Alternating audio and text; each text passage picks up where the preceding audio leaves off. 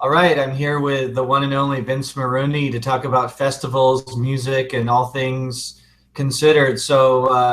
Without any further hesitation, here he is. Vince, how's it going, man? Pretty good, Adam. How are you? I'm doing great. Yeah, thanks Right for on. connecting here and taking time to rap out about what you do and what we do. And yeah, it's gonna be awesome. Right on. Um, let's just get right into it. I prepared some questions here, but you can just go. Feel free to go as I far. prepared some answers, but they're not necessarily to your questions. Well, should we start with the questions or should we start with the answers? Well, here's an answer. Green on Tuesday. No, yeah, Okay. but I guess questions probably. Um. You have Well, your so tea, I'll have my gin. we started talking about. I started off with this podcast series talking to Chuck kind of about the history of our festival and where we've kind of been and where we're headed. And I definitely want to get into that and talk about your involvement with the festival for all these years. But I thought it would be cool to just kind of start talking generally from an artist's perspective, a musician's perspective. I first came across your name in I think it was Big Wheel magazine, and there was an interview you'd done about the different bands you played in, and then I followed up going to the Sherpa's MySpace site and read a little article you had written about venues and the perspective of what a good venue is from a fan of music and a patron and a performer. And so I guess I just wanted to kind of hear your story and talk about the perspective of a touring musician and sort of the artist-driven independent economy, which at times has happened where bands have been able to tour, and sort of what that was like for you in the 80s, the 90s, 2000s, and now kind of the story of the touring artist, so to speak.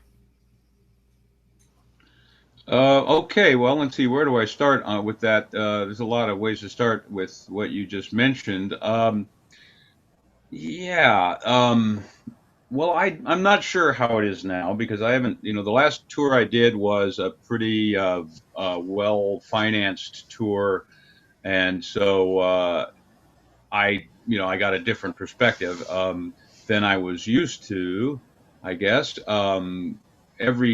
Pretty much every tour I've done previous to that, and I was touring with Christopher Owens. Was it the year before last? I think it was.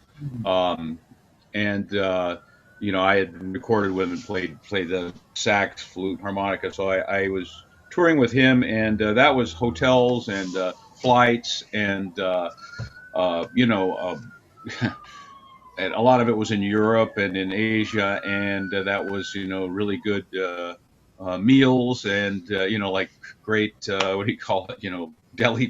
Not deli trays, whatever, craft services, whatever you want to call it. Great chow at the gigs, great like per diems and the whole bit, hotels. But prior to that, for the most part, it had been touring in vans and sleeping on fan floors and a punishing pace, which is what you do when you're out on the road on the cheap. That is, you work every day you can because if you're off, it's costing you. The Mike Watt, who I've learned so much from, one of his expressions is, if you ain't if you ain't playing, you're paying, and that's that goes to the heart of it. So the touring that I was used to in the '90s, '80s, uh, 2000 um, was where you hop in the van and take turns driving. And if usually if you have a day off, it's because you got such a long drive. But now I'm not making that sound like boy, that was boot camp, and I finally graduated to the real thing because the boot camp the boot camp way is the way you take original music out around the country, or if you're lucky, out of the country. But that's how you do it because uh, for most of us, most of the time, the original music is not paying. It's not paying well, and so you have to figure out a way to you have to figure out a way to cut all your expenses. Like with Bazooka, when we were touring, we used to we used to buy lunch meat, bread, condiments, keep an ice chest full, for the stuff that would spoil, and take turns making sandwiches. It's like, okay, it's lunchtime. Whose turn is it? And then get out open up the cooler, get out paper plates and a cutting board, and make sandwiches for everybody. Hand them out. And we devised a way we could wash the Tupperware out.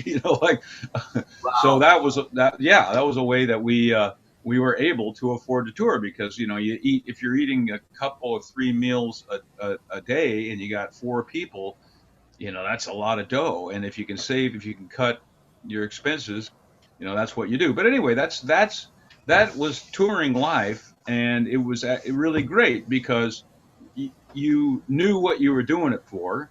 You're doing it because you're playing the music, and basically it boils everything down to getting to the gig, doing what you have to do to be ready for the gig, including eating and sleeping, and playing the gig. And it's the greatest experience to take original music out to audiences all over the country, outside of your own locale, and uh, can't beat it. Now, was there a perspective that you wanted me to pursue vis-a-vis venues and so forth?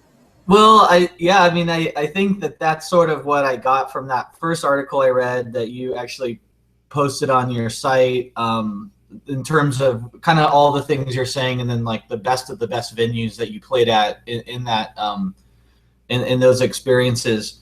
But just kind of freelancing here on some of the ideas that came when you were speaking, because it all interconnects with the idea of what you're talking about, which is getting the original art out there. And then that connects back to what we're doing, which is trying to put on a festival of original artists who tour. So yeah, I mean, I'd love to hear more about the best of the best experiences in those days. But just one quick thought, it seems like the paradox, if you will, using the sort of really handy, capitalist model of the little town where, you've got your different things like the ice cream shop, and the guy who makes the best ice cream is where you go shopping, because, he's really mastered his craft at making ice cream. But, it seems like maybe one of the difficult things about performing original music is that it's not what people necessarily know they like until they experience it. It's not a prefabricated model that people can say, oh, I like that. But maybe when they go experience it, they like it. Or maybe, I guess, from my own experience, it's partly about what people already know they like, because it's loosely connected with something that they've experienced in the past. But it's also about educating them. Like I always tell these stories about Carter Ranch, where people have gotten upset at me because I didn't book their favorite band because we couldn't get them that year or whatever. But the irony is that it wasn't their favorite band until they came to Carter Ranch and saw that band, and then they decided it was their favorite band. And so it's the sort of thing Right. with demand. It's like you have to go out there and experience something new for it to become your new favorite thing. Well, yeah, I mean, they mistook the essence of the experience, because what the experience was they saw a band they knew nothing about. Somebody scouted, and opened their mind and their ears so they could, so that a band that hadn't been heard or seen before could be there, and then they saw it and liked it. They rather than realizing that that was the essence of the experience, what they thought the essence of the experience is, I saw a band I really loved, and so I want to see them again and again and again every time. Rather than thinking, oh, I went to the festival and Adam Finney opened his ears and eyes and listened to a bunch of bands, and then found something that was really cool.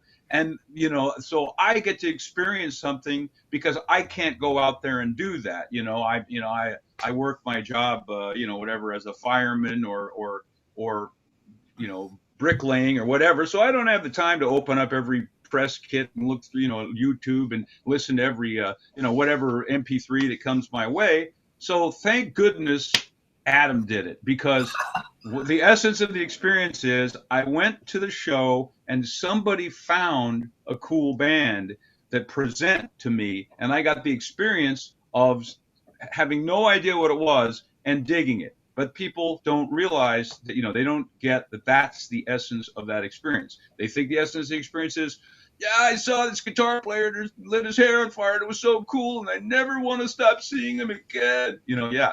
And then they say, well, how come, after 10 years of that, I'm so tired of people setting their hair on fire. How come there's no new music? That's the kind of thing that happens. But, you were saying about, the glorious capitalist model where, the best ice cream shop will, survive. But in that little town, let's say, where, with old McGillicuddy's homemade ice cream, it's the best, it's just the most wonderful ice cream. It's made with all natural ingredients and, so forth. And people, and even if people line up to go there, because over the years they've discovered that, McGillicuddy's just can't be beat. Still the most ice cream that's sold in that town is going to be the major brands at the stores. I mean, just the numbers. Still, that is going to be the most that gets sold. And why? Because the advertising is what puts it in mind when people say, hey, let's go get some ice cream. Okay, they go to the store and get the, tub of, Myers or, Fred and Wilma's, Boulder Crunch or whatever. And and so even if, like the really good homemade stuff is, even if it's successful in that town, you still look at what's getting bought the most, and it's the stuff that people associate when they think ice cream. So if to extend that model, it's like when people think, oh, let's go see some music. Well, of course, do people think that anymore? But when people think about having a music experience, the idea that they're going to go out and take a chance I think becomes so foreign to people that it's a major hurdle to get them to do that. And one of the ways I think that you gain on that hurdle is that you develop a consistent, you book a club or whatever venue, and then we're talking about Carter, AKA Yosemite Music Festival. You make it the policy, the habit of booking bands, booking acts that you dig, that you think are great, that you think should be presented to people. And in the venue context, people get, because a venue, Carter is once a year. In a venue, let's say, it's every night. People, if you stick to it, people get used to the idea that when they go to this place, they're going to see something that is interesting, often that they dig, something really cool. And my experience from traveling around playing and from venues that in town that come and go is that most of the venues, most venues make it a practice to book, do what I call bean counter booking. They think, okay, this band can bring 30, this band can bring 50, this band can bring 20, or maybe I'll book 5 bands, and I'll harangue them to each bring 10 people, and that'll be 50 people, and there's no musical taste involved, there's no vision, none of that, and what happens with that is that there's the venue has no identity. People don't think of the place as that cool place where I go, that there's often some bitchin' thing or something really interesting or whatever. They just think it's just a big box. It's a box, with a bar.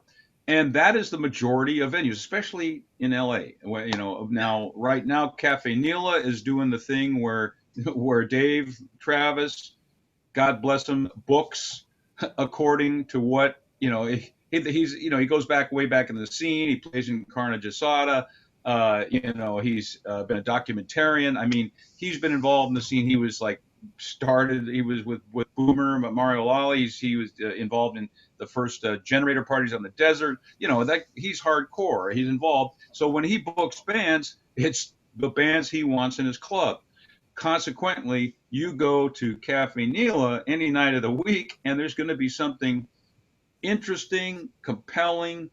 You're going to like something, if not everything, because he's booking with a with his taste and with a vision, and he's got a wide enough taste, and he's recognizes it probably something that he doesn't appeal to him personally. He can still recognize that something's valuable.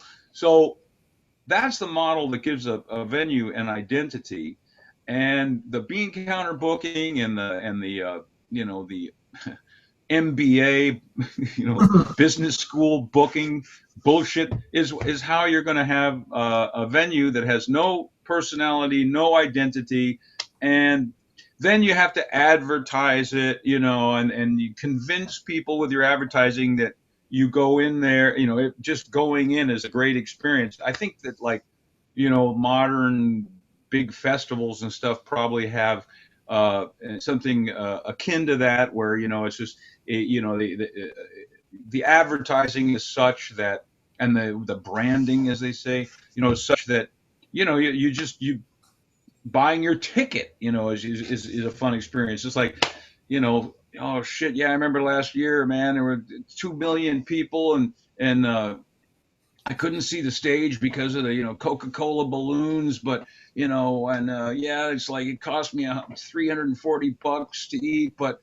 yeah, but I can't wait to go again. You know what I mean? It's like, because it's so bitchin', right? It's so bitchin'. But Carter, Yosemite Music Festival is the place where the bands are for real. There's no hype.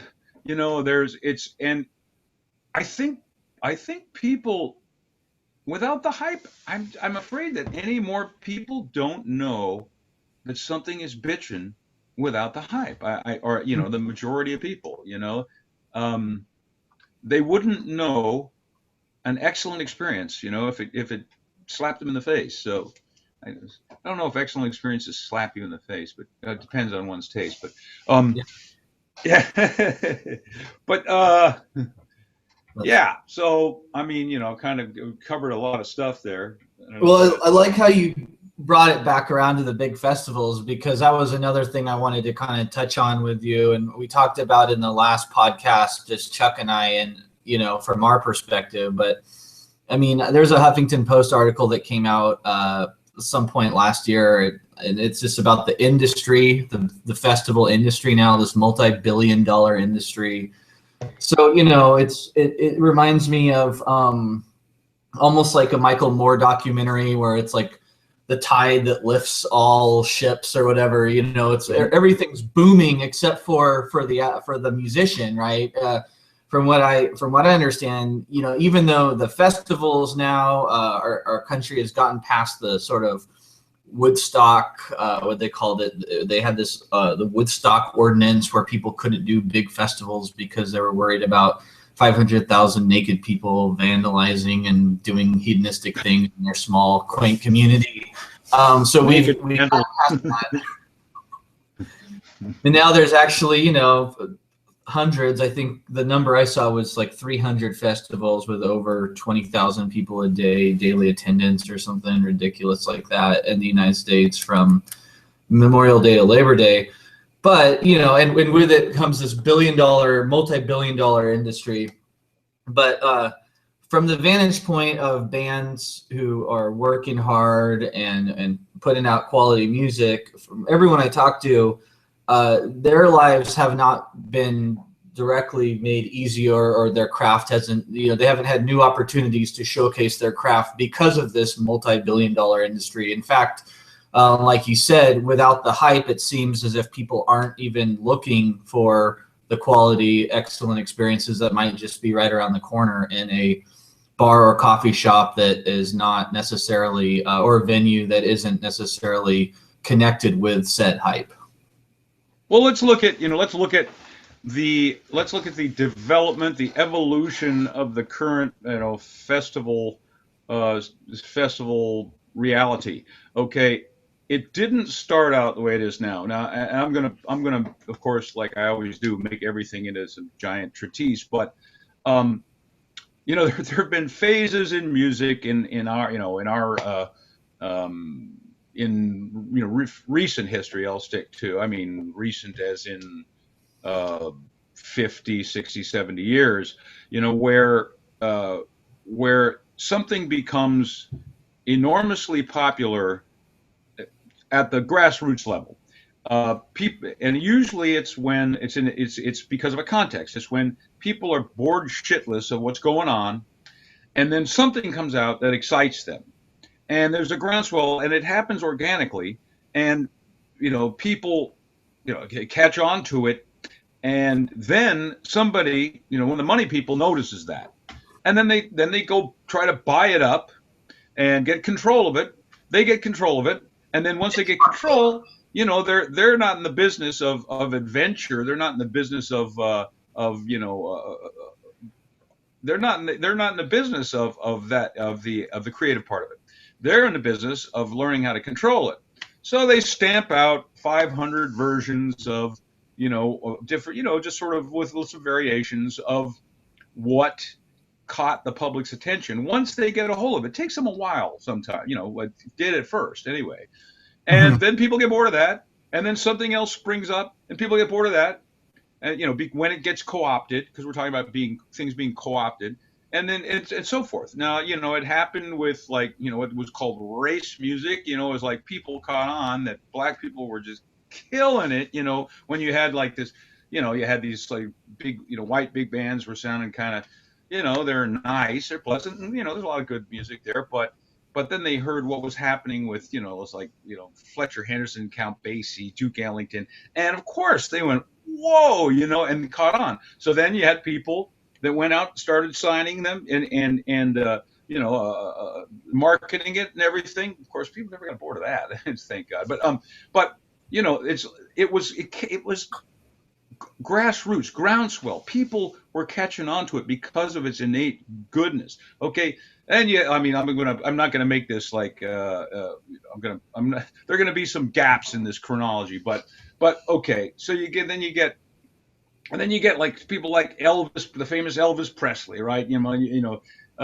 And caught everybody, by surprise. The Beatles, really, I mean, their enormous popularity just sort of caught everybody by surprise. Just the exponential way that they became enormously popular. This rock and roll thing, and then the Suits started to find me more of these, types of things, and they did. And you look in the '60s, and they were signing everything, and there was a lot of baloney that got signed and you do albums and everything, but it was great because there was money invested in it, because they didn't know what it was. They didn't know what it was that whether they were looking for. They had no idea. So they're signing everything that kind of resembles slightly these crazy kids, and so you had this enormous money going into it, and people are getting recorded, and people are getting booked everywhere. So you had incredible creativity. The period itself was very creative, but you when they didn't know what they were signing, there was just an enormous amount of creativity that was being encouraged. And then they started getting control of it, because once again, their game is to find out what's selling, to start controlling it, because they want to control their markets. Then it gets really boring. Then you get, punk rock. Then they co-opt punk rock, and it becomes, fashion, clothes, and very superficial aspects of the musical style. So then they start cloning that all over the place. People get bored of it. Then you get, I think it was college rock or alternative. Then you get grunge. I mean, because then they start signing it. They see, the Suits thing is popular, and those cycles became much closer because they became a lot better at co-opting. And then grunge, which was like spontaneous, the Suits couldn't have predicted it, and then they got hold of it, and everything's grunge. And then what? I mean, I go, what else? What next? Hip hop. I remember hip hop came out of when it was rap, it came out of like, well, I mean, I was, like, well, my good friend, my good buddy Don Carroll, the mighty Don Carroll, Bazooka, El Grupo Sexo, Fireman, he was buying the Sugar Hill 7 inches, and from Grandmaster Flash, and then there were like all these, like positive rappers, and like it was going in all these interesting directions, but then it just sort of gets co-opted and everything becomes the same. And so, okay, how does this relate to festivals? All right. There was another thing, one of the things that happened when when I first became aware of it, I can't say chronologically exactly when it was, but pop music was in a pretty, I think people are always talking about, oh, there's, concert, concert revenues are down and record sales are down. Gee, the music industry's, I can't figure it out. It's dying. But it was like right after Jerry Garcia died, and I remember that the band Fish, I think it was going to their concerts or the Grateful Dead shows. I may have the chronology screwed up, but there was this neo hippie thing, and there were young bands, not the old Deadheads, but young bands, and the neo hippies, younger kids that were following the Dead, and then they started their own thing, and Yeah. the festival scene kind of popped up spontaneously, I'd say, or grassroots. People were bored of the machine. They were bored of the selection they got in the co-opted music business, and so lo and behold, these festivals are popping up where the bands are not on the radar at all. I mean, like String Cheese Incident, I mean, I forget. Yeah. They're not on the radar at all. They're not in Billboard, and they're not the major labels. They don't have anything to do with the major labels. But these kids are going to these festivals because they're not getting the pre-digested, co-opted, stamped out of a machine music that the industry, is so good at producing. Once they think they're smart, they think, well, I've figured out what's good about this stuff, and I'm, these dumb musicians, what do they know? But and they run it into the ground, it dies and starts to stink, and everybody, we can't figure it out. But anyway, so out of this came these festivals, and I remember just what the hell. I remember going to see, my buddy Carl Denson, because we'd heard his record with the Gray Boy All Stars, West Coast Boogaloo, and thought, oh man, this is the shit. And so he was playing in Hermosa Beach at this fairly big venue. I think it was called the Strand, something like that. And went down there, and had no idea what the audience would be. And I go in there, and there's these young people with like dreads and tie-dye shirts, and gals with like sort of tie-dye dresses, and they're listening to the music that's playing before the Gray Boy All Stars are going to come out, and they're twirling, I guess they're doing the twirl dance and stuff, the kind of, the Dead show kind of stuff. And like, it suddenly clicked. It's like, oh, Carl's, making it on the festival circuit. And, his music is like that. Well, the Gray Boy All Stars, it's super funky, and it's jazz, but it's like, it's kind of direct. It's not like, it's not, like bebop. It's not like, it's not hard to wrap your head around for the average person, but it's not what what would be marketed to that demographic. And here were these people eating it up. And Carl, got on that circuit and made a great career, and he's playing still, with Carl Denson's Tiny Universe, and they're kicking ass, and they're playing, man, and thank God they got in when they did, because Right. who They knows? did. Nowadays maybe they wouldn't be able to buy their way in, but they're He's playing with the so Rolling anyway, Stones now, right? pardon me? Is Carl Denson playing with the Rolling Stones now? Yeah, playing with the Stones. Yeah, maybe it'll lead to something. Well, if I could just spiral back to I want to finish it out.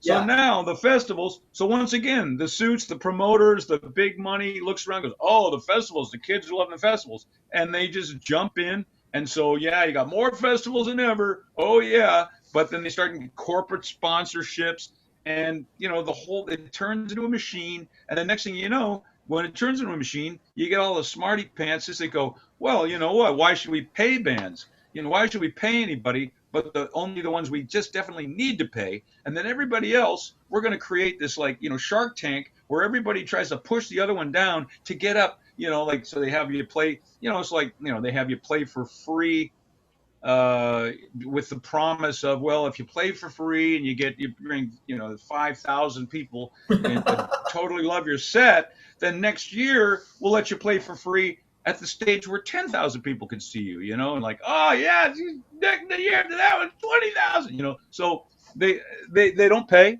anymore, and you can't get in because they're trying to control it because they've gotten so big, take no chances, so they're not gonna take any risks. They're gonna go with the tried and true, so the whole thing gets stagnant, so that I'd say that's the festival scene in a nutshell.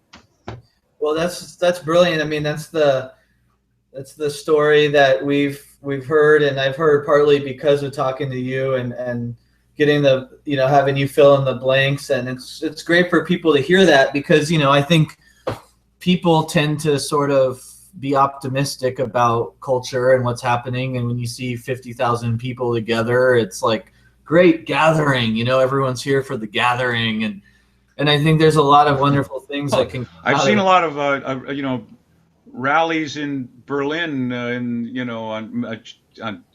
movies of them, in the late 30s, right, with tens of thousands of people. People getting together in one place doesn't necessarily bode well, but anyway, right, exactly. Everybody people with their shirts off and the ecstatic looks on their faces and colorful bracelets and face paint. Sure, it's like you think, oh, everybody's coming together, but You took a nude photo at some of them, at the one fish festival. Everyone posed nude and they all laid out in this field and 20,000 people. They took a photo. I don't know how they did. This was before it's the Apple logo, right? Going back to the festival thing, it's interesting. You were talking about just the way that got co-opted, and Fish, and then there was like the Horde Festival was one of the first sort of non-traditional big festivals, and then there was Napster, right? And so Fish, I think they were really instrumental because they were one of the first bands that had millions of listeners that sounded better on a 17-minute bootleg you could download on your computer than on their album. So they just totally screwed with the whole record sales model. And then all the bands that kind of followed in that tradition kind of did the same thing. And for a minute there, the festival was the place where you got to see the killer set that went down in history that you couldn't get anywhere else. And then they started recording some of those sets, but it was just the time to see improvisational music at a really special place. And I remember, if you'd have talked to me in 2003 about this, I would have said the festival model would never be co-opted. It's so strong. Everyone sees through the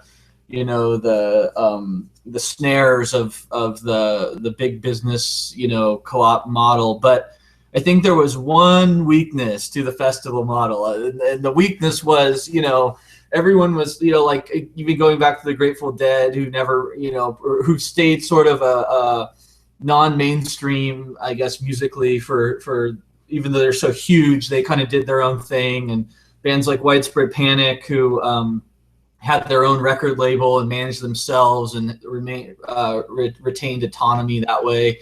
But there was one weakness that we kind of found out about, I think, now, is that,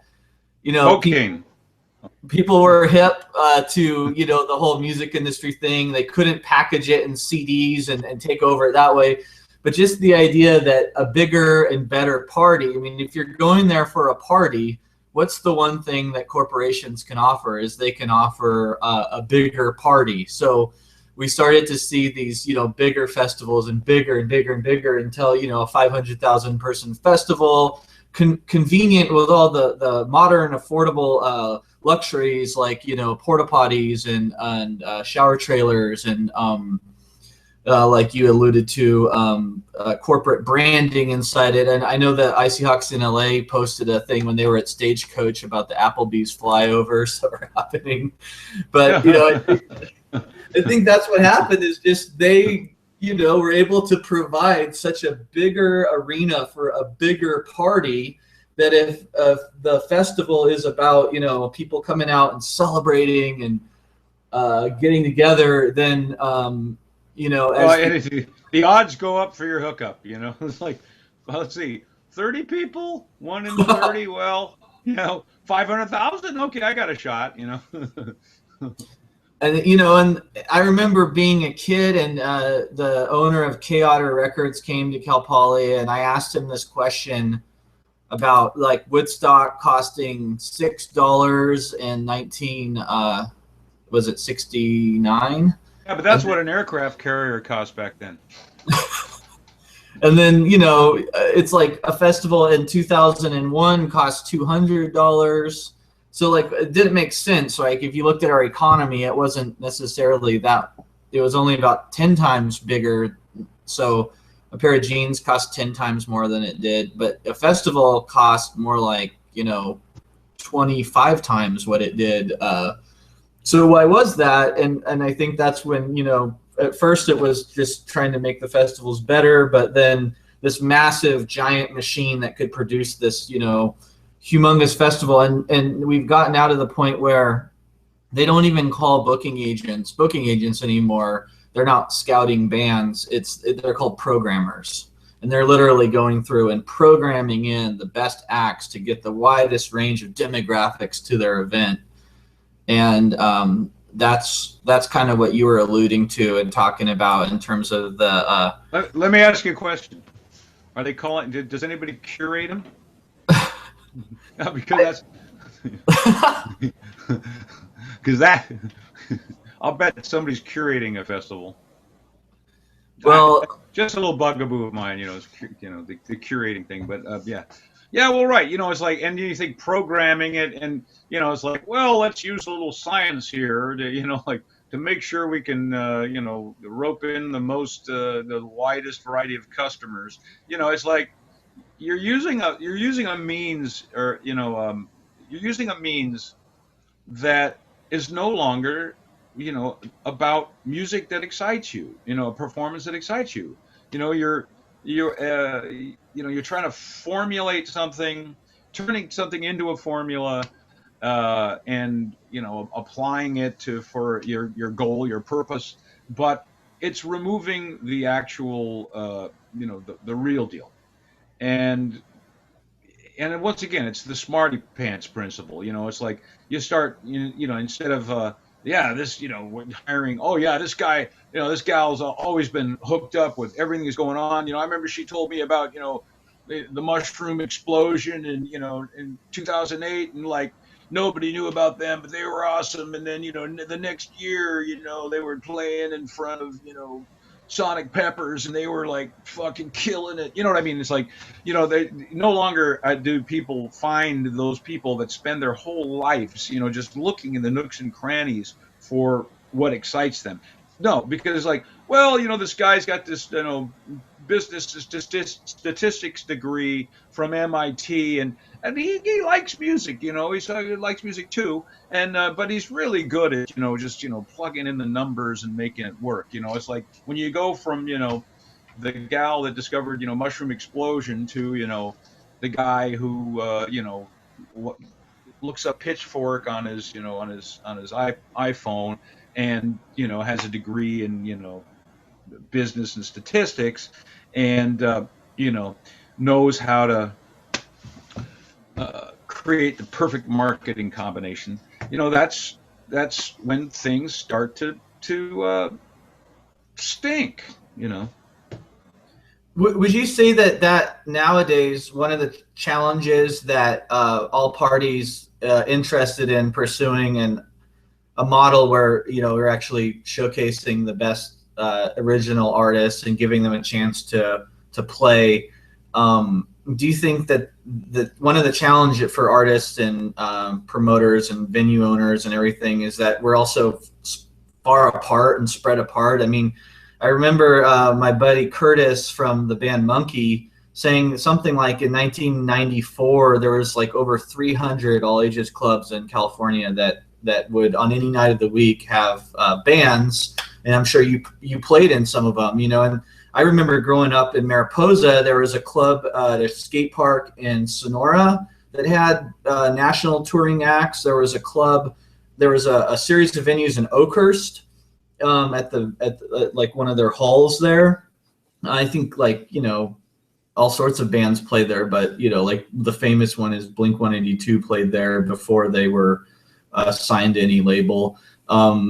And then, there was a club in Fresno. There's a bunch of clubs in Fresno. There's clubs in Merced. So just within an hour of where I grew up, I could have seen all my favorite bands, at that time, multiple times throughout the year coming through.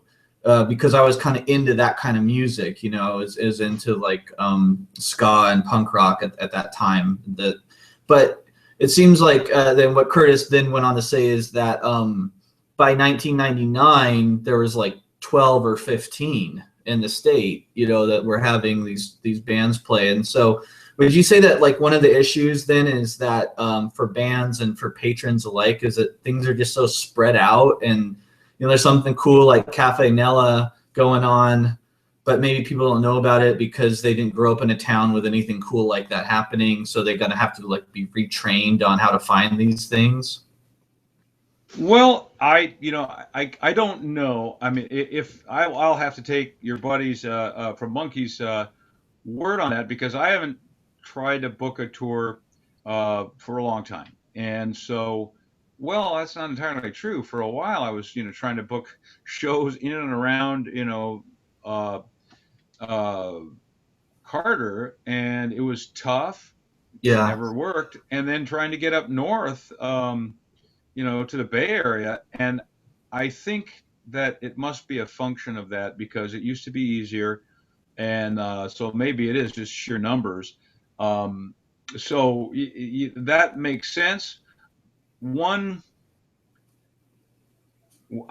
it's hard to say because like Cafe Nella, um, it is the most by far. I mean, it's number one, and there is no second as far as interesting music being booked at a club, at a venue. But it's Dave is working his butt off to just keep it open. So Really? people aren't flooding in there. And this, you're talking about Los Angeles, you know what I mean? Um, I think that there's another factor, and I think that people are just not into music like they used to be. Um, Now, I'll tell you a phenomenon that friends of mine have talked about, and that is that you go to parties nowadays. You go to parties nowadays, and you walk in, and there's no music playing. Now this has happened to me a couple of times, and I mean parties with young people and their companions. I don't know if you saw that Mr. Show skit, but you go to a party with young people and there's no freaking music. I mean, it's a party, it's a party. There's no music. I remember, like a party meant music. It's like, dude, I got 100-watt Marantz, man. It's gonna blast at the party, or you get a band at the party, or you know what I mean. And like, it's music. The party. It's like with a party without music was just like what It's ridiculous. It's like uh, it's a ridiculous idea. But I go to parties all the time, man. No, whenever I mean, I've been at a couple of parties with young people, young hipsters, and they're not like Jehovah's Witnesses or anything. We're uh, no offense to Jehovah's Witnesses. I don't know. They may have music at the parties. I don't know. But um, There's no music and there's no stereo. You look around, where's the freaking stereo? Where I live now, I mean, and I was a beneficiary of when everybody's dumping their stereos, so you could pick up bitchin' ass stereos at the thrift stores, and I did. We this house right here. There's one, two, three. There are three complete stereo systems. I mean, with a bitchin' receiver. There are two turntables. Um, like four CD players. I mean, I, I mean, full stereos, three full stereos, right? But you go to some houses and there are no stereos, no stereos. Well, where are they listening to music? In their freaking earbuds? You know what I mean? In the Yeah. car, I guess. But the, you know, music used to be so valued that you wanted your bitchin' stereo because you wanted that full music experience. It was like one of the best things you could do in your life is sit there with a great stereo and listen to music. Now that I think that is music is kind of like some sort of flavor now. I think and I think it's a large part of the that for the people that do enjoy music nowadays, young people, I think they enjoy it in pre-recorded. In other words, DJs. They like going to a club with a DJ, and so the DJ can curate their evening. And in a way, I guess, it's like the DJ serves as their taste, and the DJ has the luxury of picking out the bitchinest stuff, and so it's like end to end the bitchinest stuff that you've ever heard because it's like they go through all the recorded music and pick out the bitchin' stuff. And I'm not even talking about the, whatever what do you call it, the electronic music. I'm talking about DJs spinning actual recorded music. Right, right. So people like they go and they get to hear every great thing that the DJ has good taste, so he's picked out this cool shit. And then of course it's like then they can go, and if they like post punk, like you know garagey rock and roll, or Motorhead type rock and roll, or whatever, they go to that specific DJ and they get that the sort of a narrower range of flavors, but it's all the bitchiness stuff. So people, and never mind that bitchin' stuff could not have come about if the bands that made it up were not allowed a spot, a market, places to play. So I think nowadays, I think the tastes have shifted to where people don't really get excited about going to see live music unless it's really, whatever is super hip to them, so they might go out and go see, they might spend, $15 to go to the club that's going to have a touring band that they just love, that's got the good Pitchfork reviews, or I guess maybe Pitchfork is maybe so last week, but I don't know. But I don't think people dig going to a club and seeing three or four bands just to see, what's happening. I'm going to shut the door. Hold on. Got house guests from New Zealand. They're just getting home now. Katie and Gary. So anyway, it may, and it could be a chicken and the egg thing as far as the venues closing down, because if people's tastes changed and they no longer like to go see live music as much, then that would explain why why there aren't as many venues, or yeah. So, but like Cafe Nilla, like I say, man, it's like there's a Sunday where you can go. I mean, there's Sundays that Dave books jazz bands, but they're like world class players that are playing beautiful music. I mean, experimental music, all improvised music, every variety, like funky jazz, uh, straight ahead, but like I say, the most cutting edge stuff. And all four bands, you can go, all four bands are world class. And you look around the room and there's, 15, 20 people. So we're here in LA, which has it's a huge population. And I think that just speaks to what people's habits and tastes are nowadays.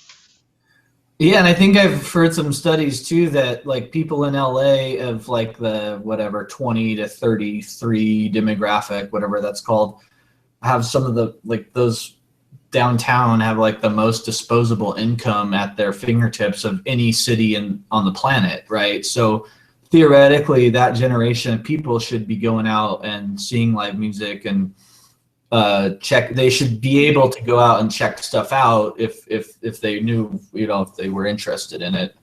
They're able to, but it's like that demographic, they're not risk takers, man. I mean, that demographic, they're not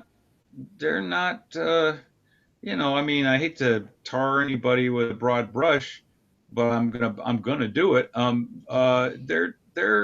They're dull. They're boring. Their tastes suck. They're boring. They're dull. I mean, that's not their game. You know what I mean? That demographic, their game is not being excited about art and music, and I mean, they're gonna have their favorites and stuff that are the soundtracks to their hookups and their you know yes, when they make that big deal, let's put on, whatever they, make them feel triumphant, but it's not like, that demographic with the most disposable income, of any city around, 20, between 20 and 33, those aren't, those aren't the people that went to Woodstock initially. You know what I mean?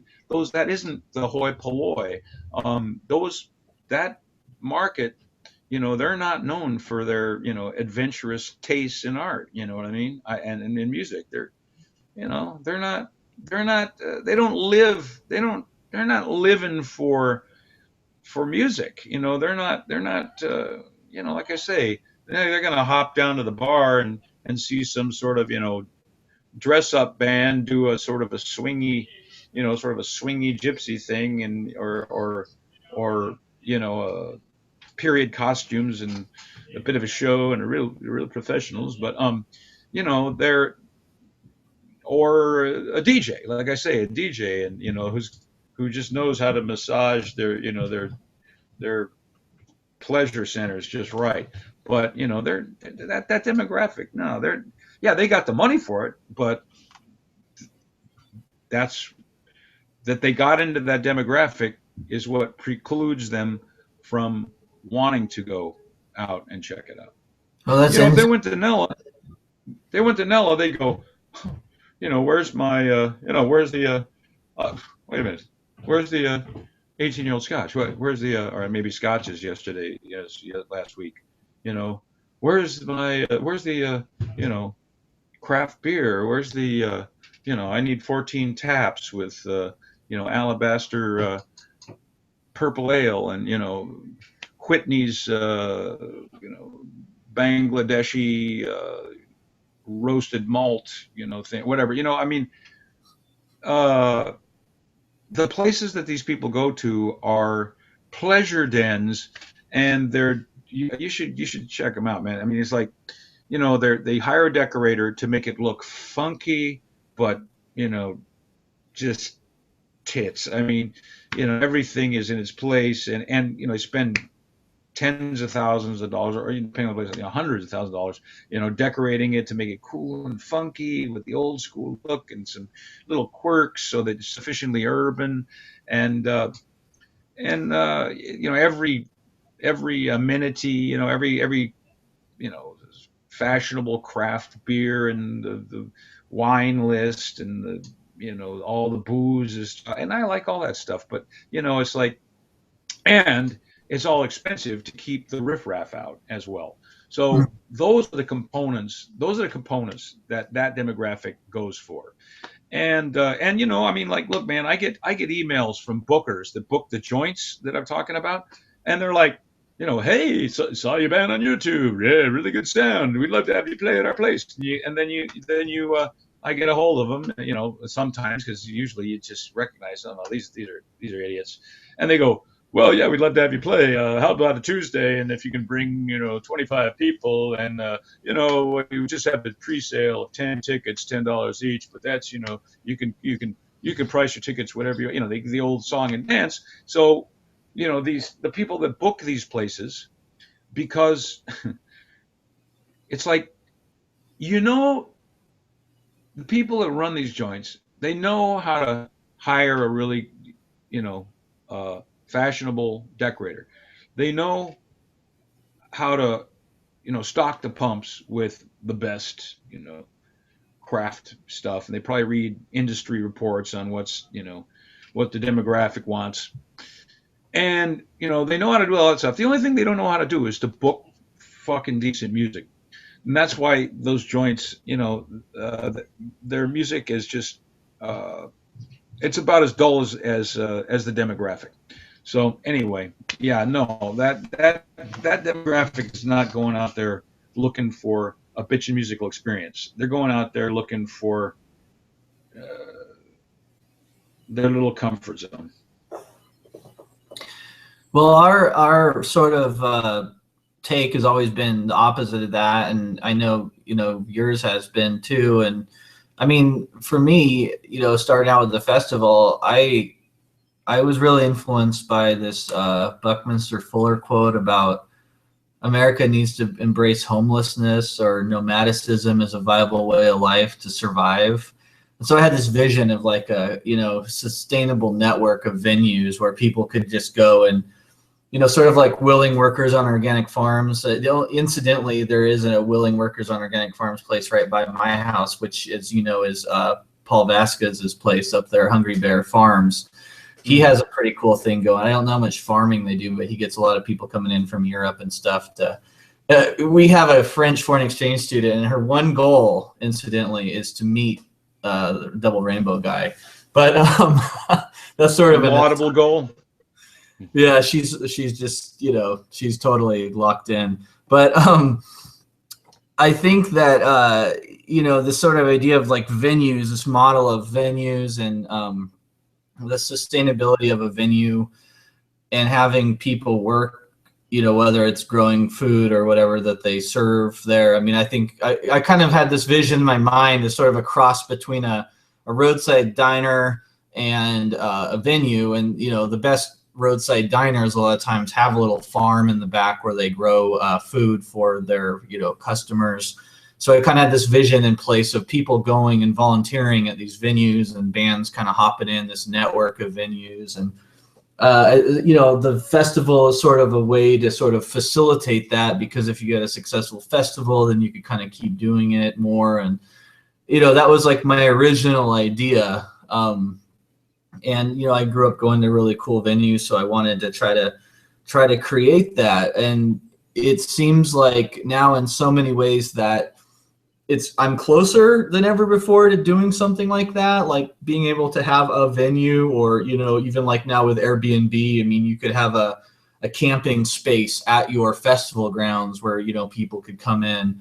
But and then also, it also seems equally far away, because there's always that problem of getting people there. And I guess where I'm at is, and just sort of in talking to you about this is, Chuck and I are trying to, plan the future of the event and kind of where we like to take it, and just what is it going to take to get people to come out and, get young people involved, right? To get young people to come out and to experience music. I mean, I know you've seen a lot on the road over the years, and maybe some of it's not as relevant now because of the changing circumstances. But do you have a vision or an idea of sort of like an ultimate model, or some sort of a series of things that could happen to sort of kickstart the creative juices for the citizenship again?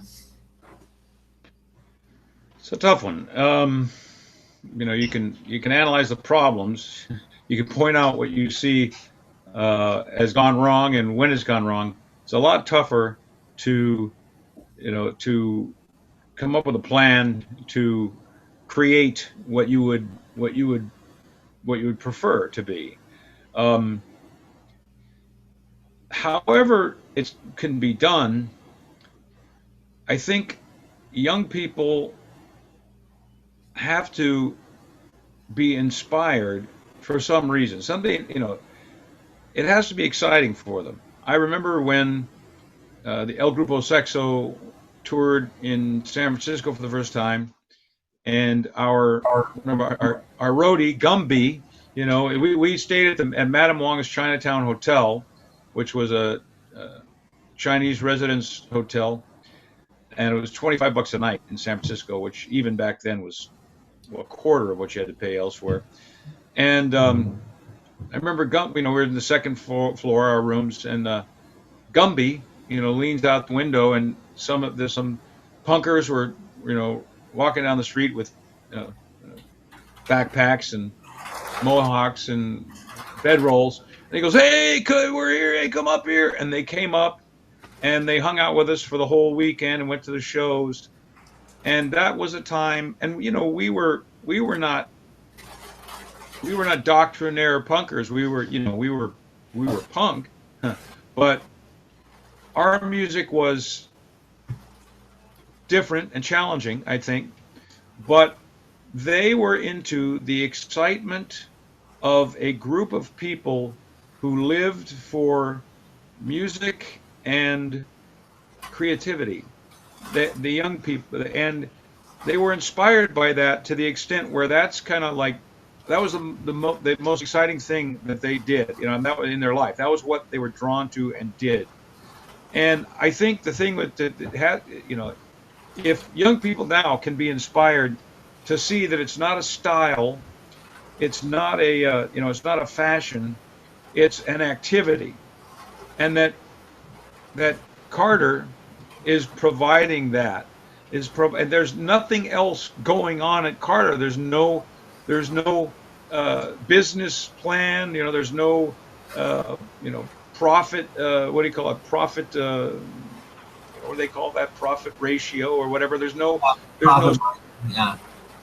There's no sponsorships. Nobody's angling it to make it bigger so that they can get that that sponsorship that'll put everybody on easy street.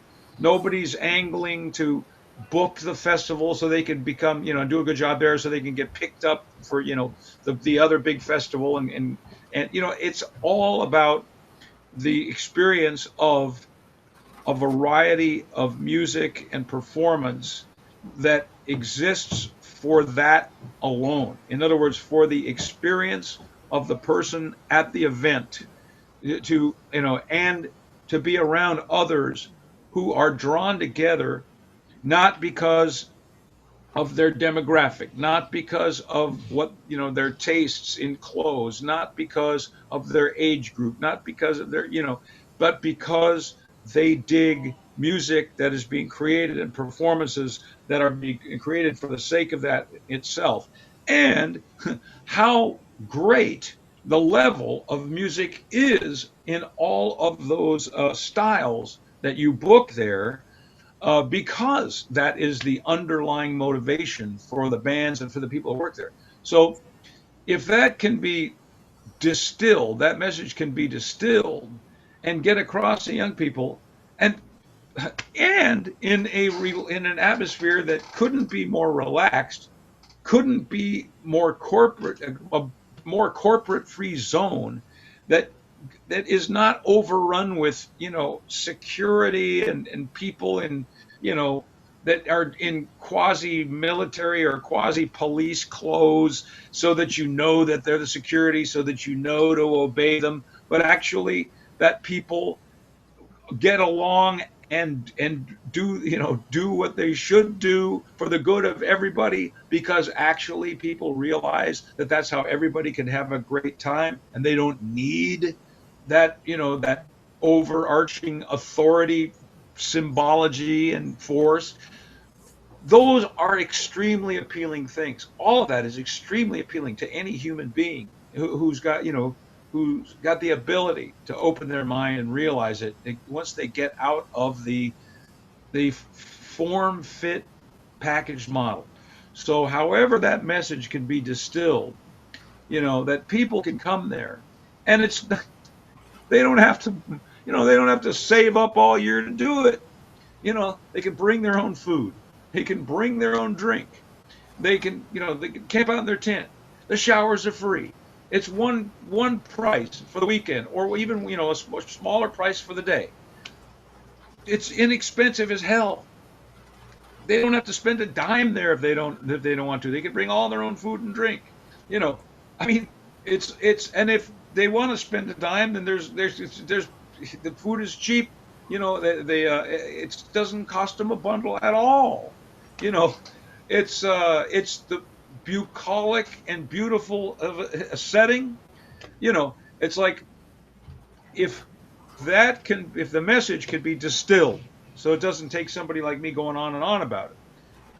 That, I think it can get people there. I think it has to reach people. It has to reach those young people, and that's what you're doing now by getting into the ways that with the social media and the ability to broadcast a message that's greater than ever before. That's what you're doing, so you can get that across to people. The problem is that in that digital world out there, the message gets crowded out once again by all of the glitz and the advertisers, the money behind stuff can crowd out a little lone voice out there. But it's the best that you can do, and I think I think it will probably be successful because before it was kind of word of mouth. It got out there on a website or something. But if you can get the message out to a broader range of people, I think they'll get the message because it's just the best. Well, Vince, thanks for the kind words and the sort of overview of the soul of what we're trying to do, and you put it eloquently and got right to it. I mean, we're definitely trying to create an environment that does all those things and then to sustain it and keep it going. And I think that's where we're at now, just trying to help people to access the event and gather people who either have a memory of what these sort of corporate free festivals were like, and or people who are coming into their own and are interested in seeing raw, real, authentic talent that's not packaged for them in some genre specific bubble, to sort of like, or something that's broken off their playlist off iTunes or their DJ set that they saw, where it's all their favorites and a few more. I mean, I kind of alluded to that. I was thinking about this the other night, and kind of I feel like in a way the rallying cry for what we're trying to do is this, like, what David Byrne said, where heaven is a place where the band plays all your favorite songs, right? And you may not know they're your favorites till you hear them play it, as opposed to the DJ who has a list of your favorite songs coming into the band. Right, yeah. Yeah. Well, I'll just put it, I'll put it succinctly. It's like, we played at Carter now Yosemite Music Festival for how many years? I lost track. 9, 8, I don't know. But the thing is, from the first time to the last time, it's like I see bands, and I see a new band every time, at least one new band, at least, that blows my mind, that I look into because, they're great and I want to hear more of them, or that they point me in a direction that opens my mind that I want to explore. I've made friends. I've been treated so well by all of you guys from the get-go. Back when we were, we drove up and you didn't know us, we didn't know you, and we were made welcome right off the bat, and it has remained so ever since. It's always been an excellent time, even when it was rained so hard that we had, you had PA problems, electrical problems. Everybody pulled together, and it was one of the best ones. and the hardcore crowd was, had some giant plastic thing. They were slip and sliding down the hill in the cold rain. You know, I mean, it's the people, the music, the setting. Um, it's been, every year it's like the high point of our year, the Atomic Sherpas year, to go up and play, and you can't beat the experience. I'm just going to put it that way. The music is fantastic, such a wide range. I mean, bluegrass, new bluegrass, country, punk, funk, ska, freaking jazz, um, experimental. What am I? Rock and roll, desert rock. I know I'm missing a lot. I mean, just stuff that defies genre, right? I mean, I've got my mind blown every time there by bands I never heard of, and I mean, I've seen bluegrass bands that blew my mind. I've seen just country bands that just rip my head off. Funky bands that just grind it up. Everything. I mean, the music has blown my mind. The setting is just like so beautiful. It's a weekend away from the commercial world. It's a weekend away from commercials. It's a weekend away from billboards. It's a weekend away from logos. It's every bite of food that you might buy from a vendor is made by somebody there. The uh, like I say, I mean, just the fact that you see this great music, the beautiful setting, the stage and the stage crew, the PA, the lights, the lighting guy is like, that guy, he's such a perfectionist. It's like, if he's not creating the ultimate lighting experience, then, he's bummed out. And it's like the lights and the trees are unbelievable. In other words, the setting, the music, the chow, the freaking, the staff, the everything is the greatest experience, and no freaking logos, no corporations, none of that stuff. So anyway, I was going to try to make it a short sell, but I go on and on. There you go. And Adam Finney, you and Chuck, and it's the whole staff. You guys, like, you guys are golden. Well, thank you, Vince, from the bottom of my heart, and I know Chuck would say the same thing. I think a lot of what we try to do is based on stories we've heard from you too, of like your like best of the best experiences, like when you go to Europe and the way that you're treated there, when you played over there, at some of those venues. I just we feel it really. Yeah.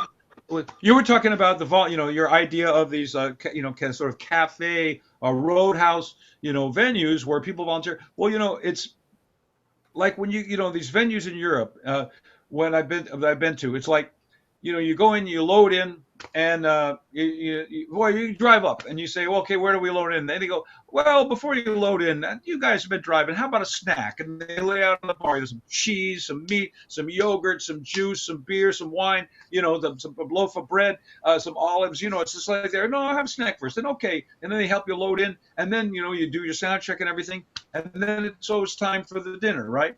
Okay, like in France especially. Although in Portugal, the owner of this big venue goes, oh, you're going to like my seafood and rice, right? He gives an apron. He cooked the seafood and rice, put it on a table. Now, but in France, right, the sound man brings a dish, the bouncer, whatever, the doorman brings a dish, the club owner brings a dish. They lay out these tables in the middle of the room, put the old checkered tablecloth on them, butter, bread, couscous, wine, and then these dishes come out. These, I don't know how they do it. It's because like in between the sound check, they made it earlier in the day and they go home and take it out of the oven. It's crazy. But you got chicken, you got this, the casserole. They all made it. They brought it. They're involved directly in all of that. And you guys, I was like, last year, we wake up in our tents, right? We in our tents and like, what's that smell? And like, there's this giant barbecue there, and you have people there. It's like, cooking the band food, chicken on the barbecue. I forget, like breakfast burritos. It was like, just So you have incorporated those things, and God bless you for it. Well, yeah, we're trying to do it and to, perfect the craft. And I mean, I still have the hope of a sustainable network of these sorts of venues, right, where they're kind of working together and people are realizing in their community that this is how they want to choose to go spend their free time. And we have seen a little bit of this over at Bandit Town in North Fork. I mean, there's like 100 people from that area that show up when she does concerts, and it's pretty interesting now where, you go there's like 200 people, and 100 of them are from here and 100 of them are from LA, San Francisco, wherever, right, come to the event. So, maybe it's just a thing of, my art teacher used to say, establish dedication through craft and profusion, just like master your craft and then through profusion get it out there. And maybe, that's what we can do, is to bring people together, but also help to educate people about what we do that, maybe works. I mean, hopefully someone will hear this podcast, will hear your story, will hear what we've done, and then go, wow, the whole like pay to play model is a bunch of crap. And these guys actually cook for the bands, and this happens in Europe, and this is what artists want to partake in and participate in. Maybe someone will actually hear this, and then in a way we can hopefully the festival itself can become a way of telling the story. And if it wasn't for the bands and the performers like you who live the life 365 days a year nonstop, then the singleton events like ours would never happen, right? You guys turning the wheel of making this all come around each year. So thank you again for everything, and here's to another decade of excellence, and thank you for everything you've done for the soul of the festival, Mariposa, the Sierra Nevada, California, LA, everything. Vince, thank you. Thank you, Adam. Right back at you, buddy. All right. Well, All right. We'll connect soon. I'll talk to you later. Have a great night. Okay, you too. Bye.